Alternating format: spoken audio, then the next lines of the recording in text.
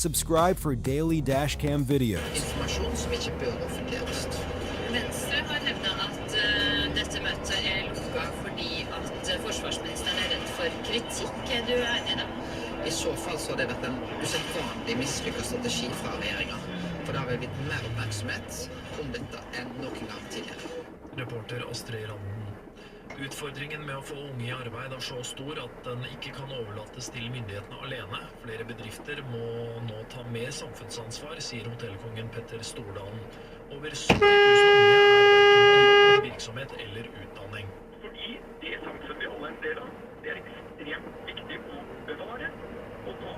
Samfunnsansvar, sier hotellkongen Petter Stordalen. Over 70 000 virksomhet eller utdanning.